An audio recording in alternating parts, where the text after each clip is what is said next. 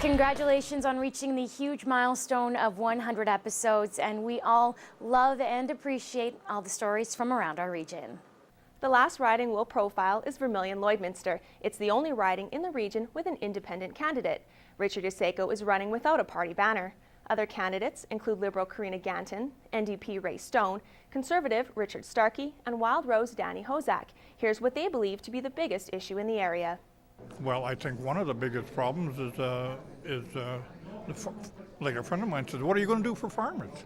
You see, farming is very important, food production is very important, and yet it's not the number one issue here in this province. But if we got elected, like I said, we'd set up a ministry of farmers to look after the farmers' interests. And of course, before we can help farmers, we're going to have a little more money in our treasury, like Norway has, you know. And then when you get that kind of money from your resources in the treasury, you can help farmers, you can do healthcare, we can have top of the line healthcare and education. We can do everything. Well, there's two issues, and we talk about them together. One is fiscal responsibility, and the other one is healthcare. We talk about them time and time again.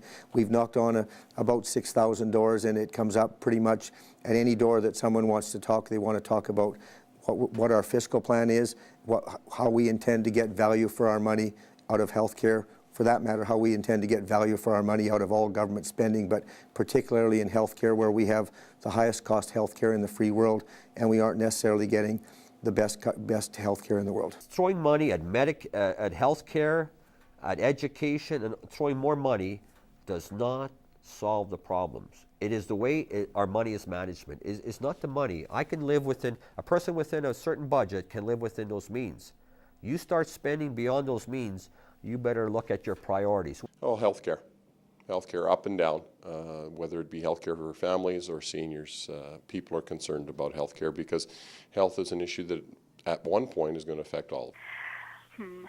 I think that, well, healthcare in particular is polls amongst all people across the province as their most important issue, and I think that it isn't different in Vermilion Lloydminster. Healthcare is an issue that is on the top minds of everybody, and so I think that in the region, it's a similar situation. Healthcare is a key issue in the area, and the candidates have opinions on what can be done to attract and retain medical professionals. We'd open hospital beds. We would hire more doctors, more nurses. And we would have, number one, healthcare, not only in Canada, but probably in the world. Our plan is to make the funding follow the patient, and I think that will lead to some efficiencies. We have to keep our hospitals open in rural areas. We have to have doctors that are coming there and are staying there. We can't have this, we lose a doctor every 2 years. We have to try to get new doctors. We need doctors to become part of our community. We need more spaces at all levels, and home care is the first one, and perhaps the one that needs the most additional capacity. If we have more home care nurses, if we have more ability to take care of people in their homes, for most people that's their preference. But we also need room in all the other levels, lodges, the various levels of supported living, and then long-term care. We have to make sure that health care is accessible to everybody, and by creating more seniors care, more long-term care, and home care for seniors, what you do is you can alleviate the pressure that is put on hospitals, on emergency rooms. That can even be recruited. I mean, but I'll tell you what we should do here, even in our province, is, like we have a great university program teaching young doctors, but they have a cap on how many students can enter every year. We can't. So a lot of bright students cannot get into the university to do their training as a doctor because of this cap. We would eliminate the cap, and then I think we could train a lot of local young people to be doctors.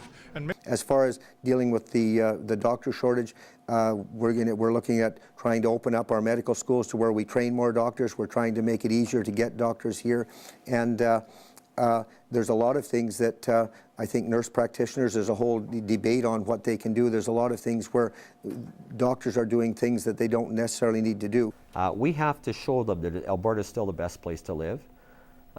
We have to allow these doctors to feel more integrated in their communities, their families especially, and we can't allow them to feel that they're under stress, too many demands. I think they can work their maybe not as much hours as doctors normally used to work. The key there is making sure that you set up an environment, a workplace environment, where they're working collaboratively in teams, where they have backup, where they have the ability to take time off and take holidays, not be on call all the time. I mean, we saw that in our veterinary practice. We built up a team, and therefore it's easier to retain those veterinarians. It's no different in the medical world. We have a plan that would see medical schools, places like the University of Alberta and University of Calgary, partner with regional colleges. So actually in Vermilion Lloydminster, it would be a really great situation because you have Lakeland College that you could partner with the University of Alberta and have young doctors training in smaller centers. And as a result, they can build themselves into the community. After the break, we'll find out why some are calling this election the dirtiest in Alberta's history.